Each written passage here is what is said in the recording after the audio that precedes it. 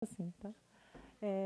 Dessa questão, dessa visão, né, que até a Glória falou, é uma luta também mundial, de que os bibliotecários revejam as suas posturas. Eu escuto todos falando. Eu estou no comitê de Public Libraries, né? Eu estou num comitê que tem esses países pobres, né, como a Austrália, a Dinamarca, a Noruega, a Finlândia, todos sentados ao meu lado, né, esses países pobres, e eles falam de comportamentos e de desafios. Claro que aí você tira os bilhões de dólares, né? Mas no cerne do quê? Da postura acomodada, de você não estar querendo, não estar aberto à comunidade. Eu quero me enfiar embaixo da mesa, né? Porque eles falam, meu Deus, então é isso. Então, assim, é todo um chamado mundial para essa nova resposta. E essa biblioteca só vai acontecer se a gente tiver a condição de ser esse agente dentro da biblioteca. E entender também, porque muitas vezes assim a gente tem um amor, talvez, tão grande, que a gente deixa de fazer diálogos tão importantes que estão perto da gente, como o pessoal que está fazendo, não quer falar? A análise, por exemplo, que lá é GPP, em São Paulo, né? Gestão de Políticas Públicas, Sociologia, que eu acho tão importante. Eu acho que a biblioteconomia, quando ela começou a achar que ela tinha que só se apaixonar pela tecnologia, eu acho que ela cometeu talvez um erro capital, né, de deixar de pensar nas pessoas, na antropologia, na história, na psicologia, em tudo isso que hoje a gente fala de cidadão. O cidadão é um todo. Então é isso. Obrigado, Adriana. Obrigado, Maria Eduarda. Encerrando esse debate, iniciaremos agora as apresentações de trabalho, que constará de 2 mesas seguidas de debate. Eu que te agradeço. Para iniciar a primeira mesa de apresentação de trabalhos, convidamos a senhora Andréia Barbosa, sócia colaboradora da Redarte RJ e trabalha na Biblioteca Nacional.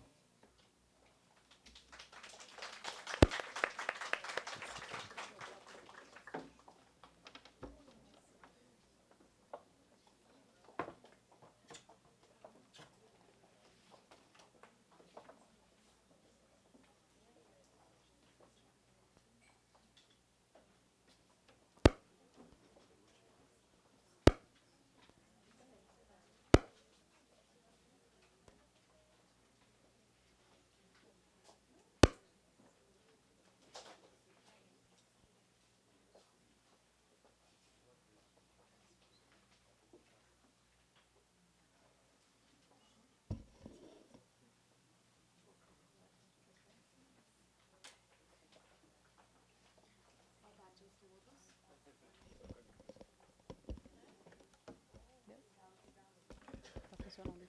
Tá, né? Boa tarde a todos. Eu quero convidar para compor a mesa número 1 o Bruno Ribeiro e a Érica Pereira.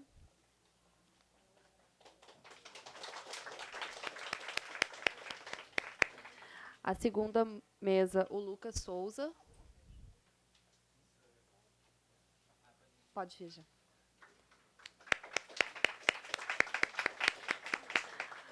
O terceiro trabalho, a Andréia Oliveira.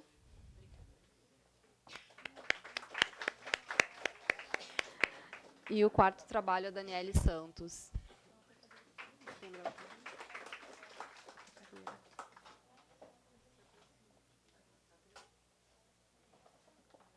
Pode vir mais para cá.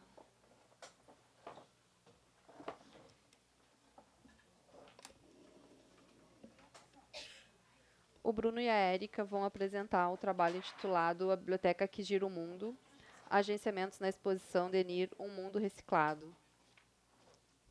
Pode ir. Boa tarde a todas e todos. Assim como foi apresentado, eu sou Érica Lemos Pereira. Sou Bruno Ribeiro. Calma aí que a gente quer fazer uma jogada. Né? Assim é melhor. E nós vamos apresentar o trabalho que já foi apresentado, que nós escrevemos em conjunto, coletivamente, com Vivian Horta, para o sexto seminário de Formação em Arte. E o artigo ele apresenta os agenciamentos culturais que foram realizados durante a exposição DNI, O Mundo Reciclado, que foi de maio a agosto de 2017, período que tanto eu quanto o Bruno éramos estagiários da Divisão de Processos Museológicos e organizávamos também coletivamente a ação educativa. Quem vai passar o...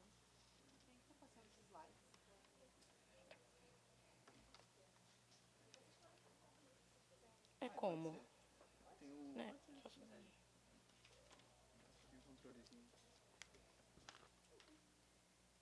Você pode ficar com isso, Bruno, porque você vai rolar, né?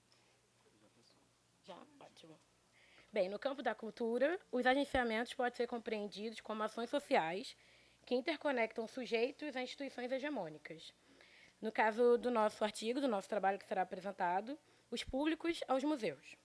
Os agenciamentos, suas respectivas ações sociais, se dão no convite, na participação, em alguns casos, na apropriação desses sujeitos agentes.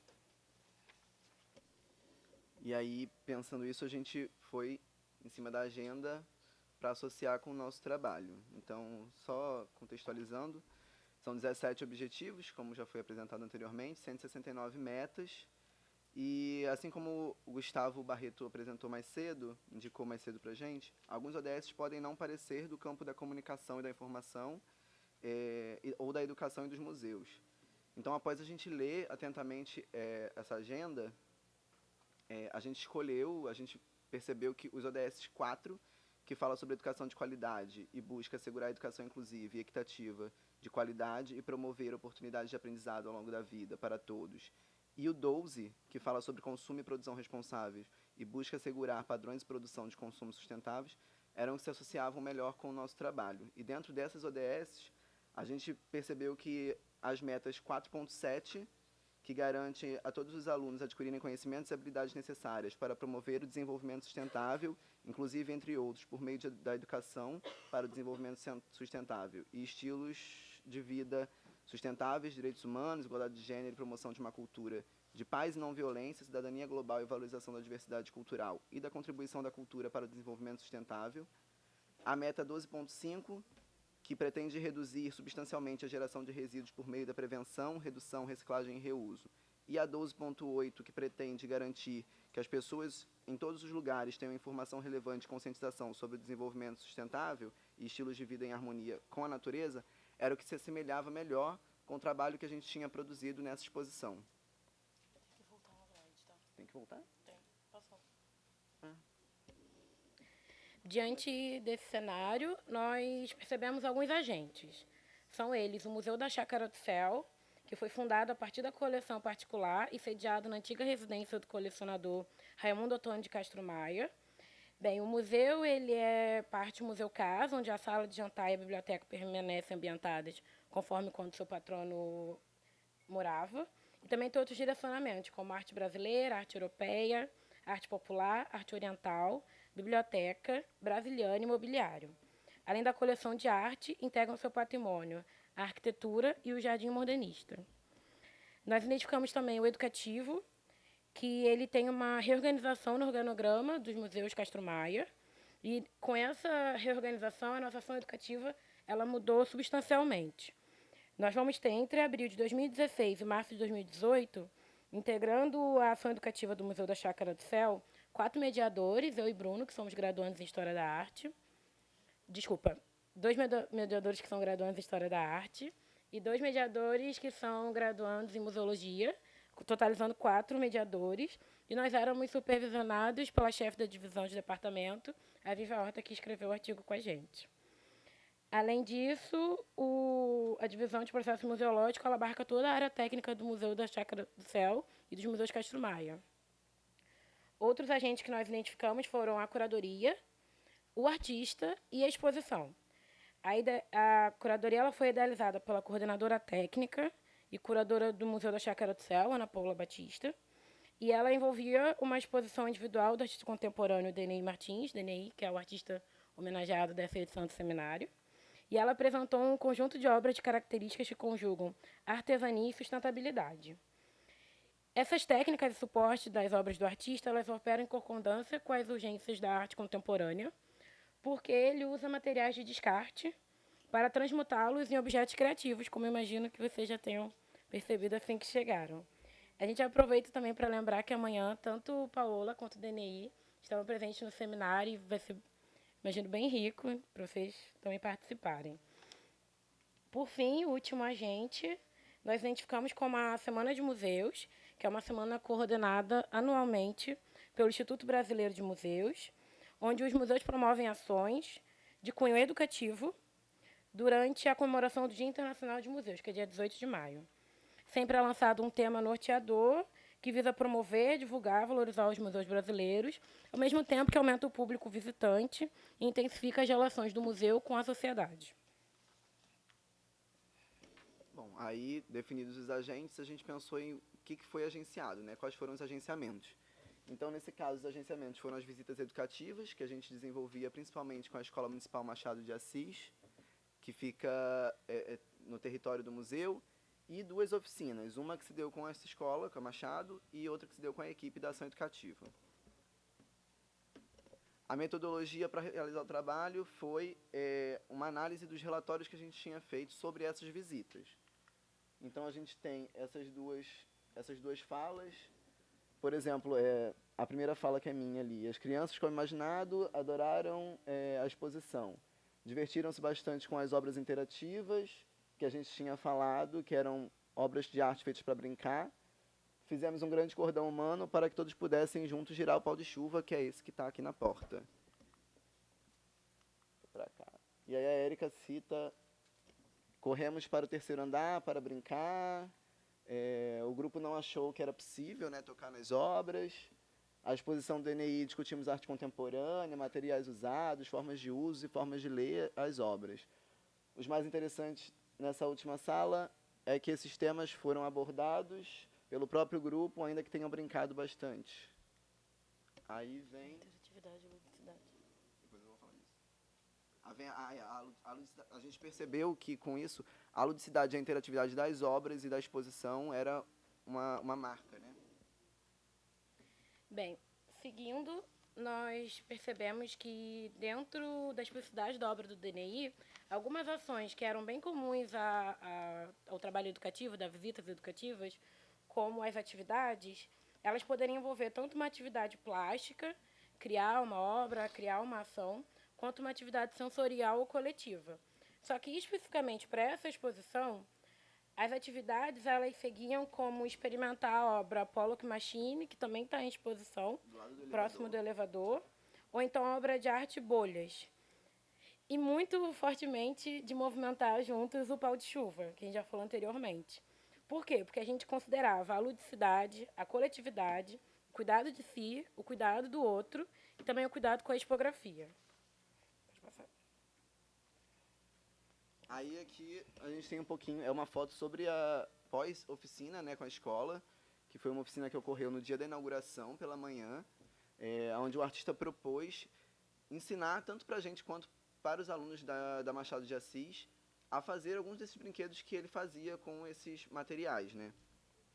Então, a gente foram 3 brinquedos produzidos, um apito, esse daqui, que era um brinquedo que eu fiquei super entretido com ele, que você ficava fazendo assim, ele subia, era lindo, é muito bonito. E esse dali que faz um barulho diferente, enfim. Como processo de formação da equipe, nós também tivemos uma oficina voltada apenas para a equipe especificamente, que era a ideia de entender melhor, compreender melhor a dinâmica e a feitura das obras do DNI, além de se tornar, em certa medida, multiplicador de sua filosofia de sustentabilidade. Acho que é minha vez de novo. Como reverberações e apontamentos... Como reverberações e apontamentos, iniciamos a discussão percebendo que os agenciamentos culturais permitem que as instituições culturais, neste caso o museu, instituição secular e por vezes engessada, multiplique a abrangência de suas ações, tornando-a também mais igualitária e mais semelhante com o seu território. Nada? É importante discutir também a noção de agência que nós tínhamos durante o projeto e a noção de agência que nós temos hoje, passado esse período. Porque nós percebemos que, por exemplo, durante o projeto, o papel da escola parecia ser de agenciado. Mas ela tem uma interferência. Durante as visitas educativas, a escola tinha, dentro do acolhimento, a possibilidade de sugerir quais eixos, quais conceitos e conversas gostaria que fossem acionadas na visita. Em compensação, nós entendíamos também que a escola era agenciada quando nós propomos uma oficina específica com artista, e já tinha desenvolvido quais seriam os brinquedos.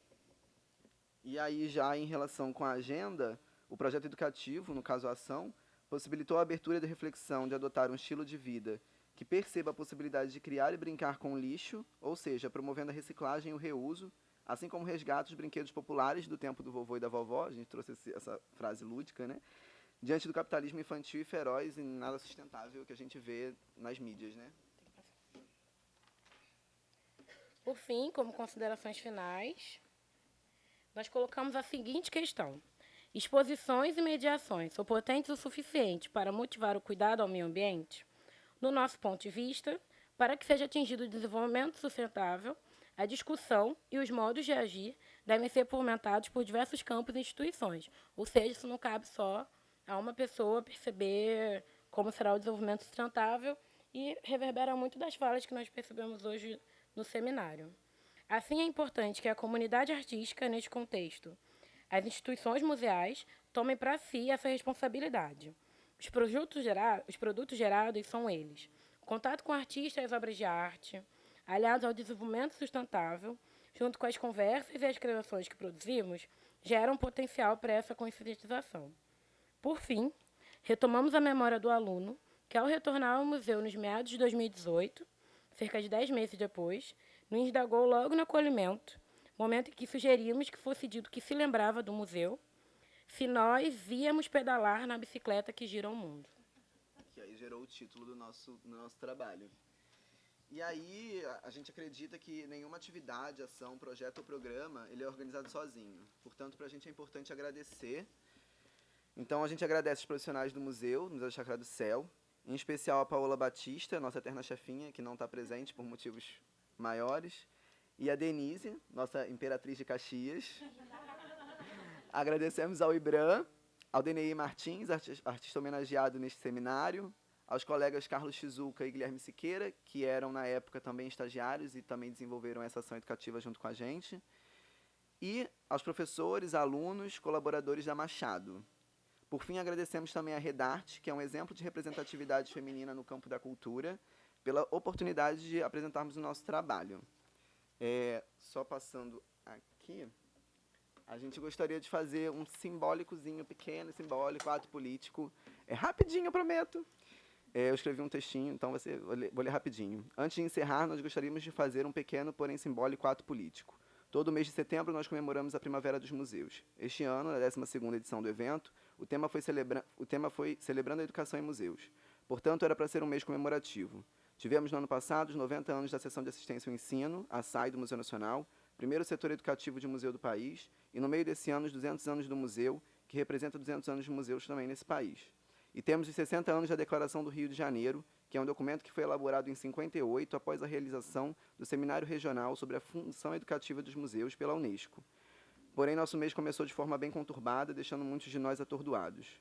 No dia 2, nós tivemos o incêndio do Museu Nacional. Foram 200 anos de história, de pesquisa, de trabalho e de vida sendo destruído pelo fogo. Acho importante dizer que isso tudo aconteceu poucos dias após o impronunciável candidato à presidência dizer em rede nacional, durante uma entrevista, para deixarmos os historiadores de lado. Esse mesmo candidato, no dia 6, sofreu um atentado que nos deixou ainda mais preocupados com o nosso futuro. Então, no dia 10, temos as duas MPs, a 850, que cria a ABRAM e extingue o IBRAM, e a 851 sobre os fundos patrimoniais. Como se já não bastasse todas as turbulências que estávamos sofrendo, nosso governo golpista ainda vai e pisa mais um pouco. Ataca a nossa fonte referencial no trabalho com museus e com cultura de modo geral. Um órgão federal que acaba de lançar, por exemplo, depois de muito trabalho de construção coletiva, a Política Nacional de Educação Museal, que é um importante marco para o campo, que conta com eixos e diretrizes que nos dão um direcionamento para o nosso trabalho. Enfim, sem me estender mais do que eu já estou me estendendo, falo aqui em meu nome, em nome da Érica, como estudante de História da Arte, educadores museais, atuantes e militantes, sendo eu um homem preto gay, ela uma mulher preta, moradores das áreas periféricas do Rio de Janeiro. Trago o musical de Elza Soares como referência e digo: falar é existir, falar é resistir. falar estilhaça a máscara do silêncio. A gente não porta arma, a gente porta voz. E por isso a gente fala aqui que o Museu Nacional vive, o IBRAM resiste, os museus estão na luta, nós somos contra as 2 MPs que foram lançadas, Lula livre, e nesse momento, já que eu já estou aqui me tremendo de tanta agonia, acho muito importante falar, reafirmar que ele não e ele nunca. Obrigado.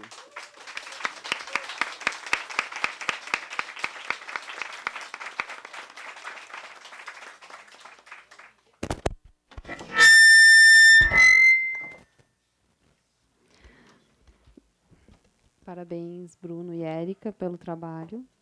E eu convido agora o Lucas Souza para apresentar o trabalho Colaboração no Campo Artístico, a contribuição da arte coletiva para as relações sociais. Boa tarde. Antes eu queria declarar meu total apoio à pequena manifestação política, simbólica, importante. E acho que o que eu vou falar traz um pouco também de uma perspectiva cultural que está sendo extremamente censurada e que talvez seja um ponto de exclamação de didáticas importante para a gente realizar a Agenda 2030. Justamente esse apagamento do papel da cultura como um provedor de potências para um mundo melhor, né? Não só o campo da saúde, não só o campo da cidadania, mas como a cultura está presente em todos esses ambientes. Então, não é como se ela fosse limitada aos museus de arte contemporânea e aos outros lugares. Enfim, eu sou artista contemporâneo e trabalho na divisão educativa do Museu de Arte Contemporânea. E então eu tenho uma relação não só com as pessoas que estão lá, né, visitando o museu e conversando sobre as obras, mas também com um processo criativo de um trabalho contemporâneo. E o que eu estou propondo é que a gente pense como que a arte coletiva, que é uma tendência que aparece, né, no mundo a partir do século XX, e aí na segunda metade do século XX no Brasil, vem com muita força, principalmente a partir do neoconcretismo, que eu vou mostrar algumas coisas. Deixa eu poder até passar. Eu que tenho que passar. Isso. Você quer passar? Obrigado. E a arte coletiva, né, o reentendimento do local de produção da arte, do local de execução da arte, quem são esses novos sujeitos. Então tem um importante grupo, que é um grupo europeu que se chama o Fluxus, que era composto por artistas coreanos, né, a Yoko Ono, mulher do John Lennon, fazia parte, Joseph Beuys, um artista alemão. Diversos países eram assim reunidos a partir desses sujeitos que se uniam para criar uma arte que, como eles mesmos dizem no Manifesto de 1963, pretendia repensar o papel da arte e colocar ela para além do objeto artístico, do objeto burguês, do objeto intelectualizado, pensar a arte na relação social. Então eles ficaram muito famosos pela ideia do happening, que é o que hoje em dia a gente costuma chamar de performance. Tem alguma diferença? Mas eles promoviam essas relações com o público em que um acontecimento artístico era realizado. E a gente tem o neoconcretismo que... Pode passar? Não, eu passo. O neoconcretismo, a gente tem 3 representantes no Brasil, Lígia Pape, Lígia Clark e o Eliot Sica, né? Os 3 principais, e que trazem também toda essa questão emblemática trazida pelo Fluxus, que é propor a arte coletiva, propor uma arte que se realize além das fronteiras do museu, além das fronteiras do ateliê, e convoque o espaço urbano e pessoas que não estão geralmente centralizadas no discurso da arte a comparecerem a esses espaços. E aqui a gente tem um trabalho da Lígia Pape, que é o Divisor, que é uma obra importante para pensar justamente o coletivo. Ela é criada pela artista, mas é, antes de tudo, uma proposição. É um tecido que tem que ser vestido e as pessoas andam com esse tecido pela cidade. Isso aqui foi uma gravação no MAN e depois a gente tem uma revisão desse trabalho em Tóquio em 2013. Acho que não vai voltar, mas tudo bem, não tem problema. Era só uma imagem do trabalho sendo realizado em 2013, 40 anos depois, em Tóquio. E eu trago essa tendência colaborativa, que foi tão presente na segunda metade do século XX, para a questão contemporânea, onde nós temos as relações totalmente assim, suscitadas pela internet, pela globalização. Então, A arte contemporânea tem uma tendência colaborativa bem evidente hoje em dia. Os curadores sinalizam para isso. Então, o Opa Vivará é um grupo importante brasileiro que propõe essas questões coletivas na arte em diversos espaços do mundo. Então, tem a criação primeiro desse espaço, que é o In-Out, que são redes e cortinas que eles fazem em Montreal, e é um espaço para ser coabitado. Que, enfim, calma, deixa eu ver. Tem uma direção? Para frente. Para lá. Às vezes não pega. Foi. Então, é um espaço que é criado em Montreal, as pessoas podem habitar esse espaço, e, na verdade, o grande trabalho de arte não seria simplesmente as limitações estéticas e formais das cortinas e das cores, e sim a promoção de uma sociabilidade, né? Por isso que tem as redes, por isso que você pode estar aqui na sua rede, né, todo fechado, com, né, uma pessoa que você conhece, e alguém se senta ao seu lado e você tem que se comunicar. Mas o que é mais interessante para mim são outras propostas desses artistas que não pensam mais a sociabilidade presa a esse território. Então não é um território que promove uma sociabilidade, mas a ideia de uma sociabilidade que promove um território, que é nesse outro trabalho que se chama Cozinha Coletiva. Na Cozinha Coletiva são equipamentos móveis, mesas móveis com rodinha, fogão, bebedouros, e que os artistas propõem que se cozinhe coletivamente com pessoas das mais diversas áreas, assim. Então, numa praça onde, do centro do Rio de Janeiro, por exemplo, foi realizado na Praça Tiradentes, que esse daqui é em Vitória, Espírito Santo, mas aqui no centro, na Praça Tiradentes, enquanto você tem pessoas que trabalham, né, na Biblioteca Nacional, pessoas em condição de rua, todas ali atravessando aquele mesmo espaço público, que é também uma grande característica do espaço do Rio de Janeiro, né, esses espaços públicos integrados por diversas classes sociais. Essas pessoas se veem em uma colaboração para chegar a um fim a partir da arte. Então, eu saio da minha posição de estudante de arte ou pessoa que trabalha num educativo de museu e entro em contato com uma pessoa que talvez eu nunca entraria em contato e tenho que ali realizar uma função como ela, horizontal, cortar um legume, como é mostrado, né, fazer um molho. Então, são novas questões de organização social são implantadas a partir de uma prática colaborativa, assim, coletiva, proposta pelos artistas. Aqui a gente tem a outra foto. Então, assim, durante um processo do dia inteiro, essa comida vai sendo feita, as pessoas vão se conhecendo, vão conversando, tem diversos relatos sobre o trabalho, e no final tem a grande comida, né, o banquete, digamos assim, que as pessoas comem, e assim, certo, mas e depois disso, o que acontece? Quem são esses sujeitos que fazem parte disso? Depois, quem tem casa volta para sua casa, quem não tem casa vai para a rua. É possível pensar uma questão política através da arte? As pessoas são revisitadas? Eu acredito que, assim, a partir do momento que os sujeitos estão nessa colaboração, que eles têm que se propor como horizontais, porque ninguém naquele trabalho artístico mandaria em nada, o artista propõe algo, e todos nós temos que cumprir um papel que é decidido entre os sujeitos, nós estamos, de certa forma, aprendendo a colaborar em torno de um objetivo comum.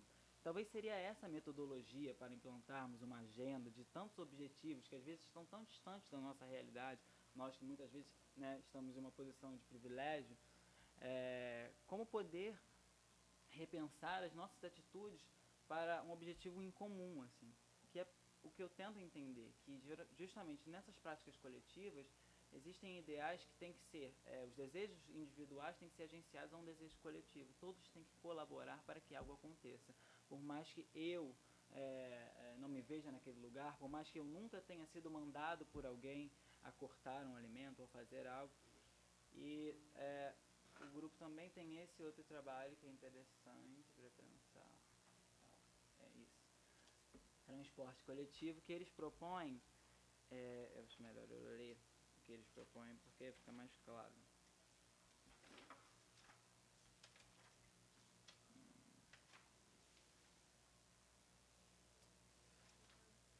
Não, enfim, eles propõem um transporte coletivo durante o Viradão Carioca, que é um evento que aconteceu, em que várias bicicletas são acopladas e o transporte teria que seguir uma rota que os artistas delimitam, mas para facilitar, é um transporte gratuito para facilitar o acesso das pessoas aos espaços, né, do centro da cidade. Então, de certa forma, ao assumir a posição nessa bicicleta, você está simulando uma micro-realidade, em que todos temos que cooperar para que algo se desenvolva, assim, né? E se uma pessoa para de pedalar, todos terão que pedalar mais. E se só uma pessoa pedala, então assim, é uma reprodução de uma ideia de cidadania a partir de um trabalho de arte, né? E é importante pensar isso num momento em que a arte leva esse estigma da censura, em que a arte contemporânea é tão isolada, né? Pensa-se tão hermética, muitas vezes pensa-se muito formal, não se pensa um poder relacional da obra de arte contemporânea.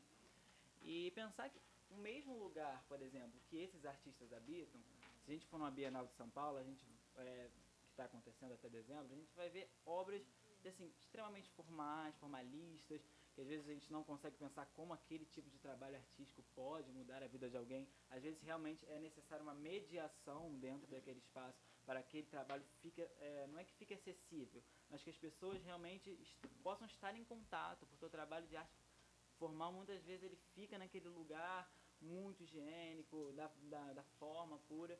Então, assim, esses artistas que estão fazendo essa proposição na rua também habitam a Bienal.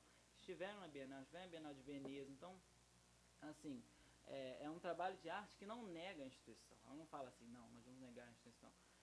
O mais importante para mim é que ele engloba a instituição. E ele não só engloba, ele fala, instituição, nós somos artistas que estamos sendo pagos, nós estamos sendo reconhecidos, temos trabalhos lá fora, assim, e vocês terão que dialogar conosco, sabe? A prática ativista, militante, eu também faço parte, assim, muitas vezes que estar dentro da instituição é complicado, estar dentro da instituição é também lidar com diversos problemas e compactuar muitas vezes com coisas que não queremos ser coniventes, porém é importante pensar que nada disso está dado.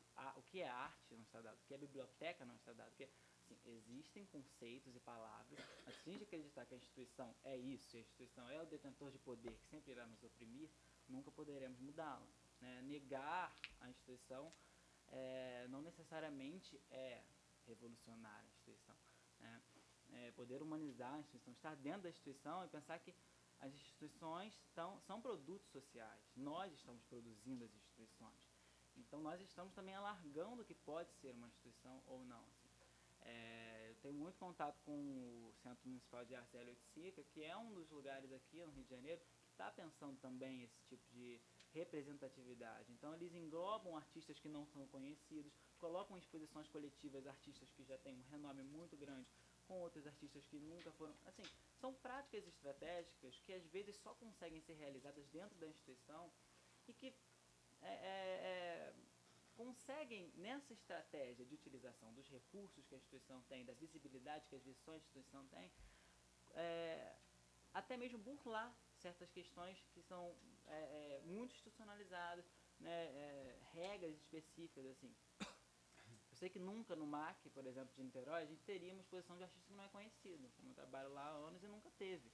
Mas, assim, é importante você pensar que uma instituição em Niterói, né, tem um papel de função de museu, uma instituição na Praça de Tiradentes, no Rio, também tem, que uma opera de uma forma e a outra, que também uma instituição, consegue operar de uma forma divergente, porque existem pessoas que se propuseram a estar ali dentro e a militar por uma causa ali dentro, né? A própria curadora que trabalha no Hélio Oiticica é uma pessoa, mulher, negra, lésbica, favelada, que está ali com muita dificuldade, sabendo que ela pode perder o emprego dela a qualquer momento, mas sabendo que o papel dela ali é fundamental para ela poder repensar o que é a instituição, repensar a palavra, redimensionar esse conceito. E, assim, isso daí, essa ideia das instituições como produto social, na verdade é de um sociólogo que chama Peter Berger, que ele tem um livro que chama Construção Social da Realidade, que é muito interessante para a gente pensar o momento político atual, né?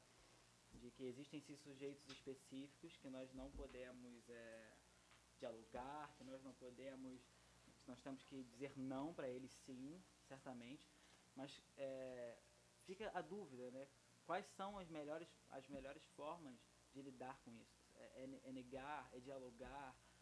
E assim, eu acho que a arte, ela coloca isso em jogo, porque numa proposição coletiva dessa, às vezes você está lidando com pessoas que votam no Bolsonaro.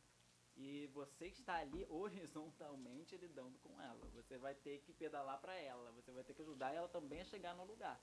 Então, assim, né, antes de todas as nossas pretensões políticas e todas as nossas pretensões da vida, para a gente conseguir colocar em prática algo como a Agenda 2030, nós teremos que dialogar com as mais diversas pessoas, as mais terríveis pessoas também, e pessoas que nós amamos, né? Certamente, assim, todos teriam que, né, estar juntos.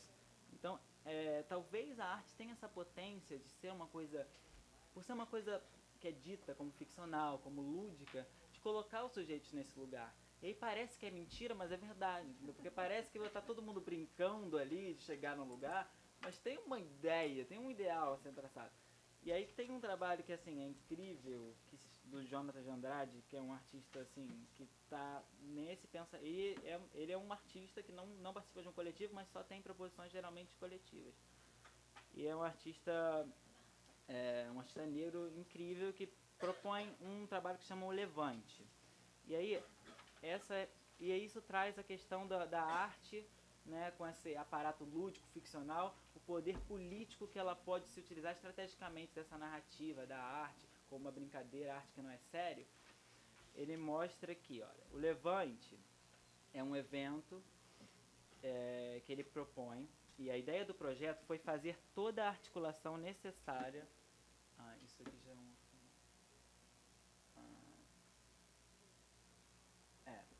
esse é o trabalho. A ideia do projeto foi fazer toda a articulação necessária para tornar possível a primeira corrida de carroças no centro da cidade do Recife. Como animais rurais são proibidos no Recife, todos aqueles que se movimentam a cavalo pela cidade são invisibilizados do ponto de vista da lei. Somente tratando a corrida como uma cena para um filme, podendo, portanto, ser considerada em certa medida ficção, é que o evento se tornaria viável e poderia ter autorização necessária para acontecer do ponto de vista oficial. Então a arte, a partir, né, o artista, ao propor que vai ser feita uma gravação de um filme, ele consegue trazer a visibilização de uma questão que fica para além da arte. Assim. O evento acaba e as pessoas começam a notificar que sim, existem pessoas que estão ali, que estão com os animais, e outros sujeitos são colocados dentro desse ambiente de colaboração artística. E assim, eu acho que é isso mais ou menos, e pensarmos na nossa responsabilidade de estarmos dialogando com a questão institucional e dialogarmos com as mais diversas pessoas através dessas formas estratégicas. Talvez a arte seja um lugar de encontro com essas pedagogias, e a importância então de cultivarmos isso, né? De investimento nessa área que é tão vista como impossível de conseguir mudar o mundo, ou talvez secundária nessa missão. É isso.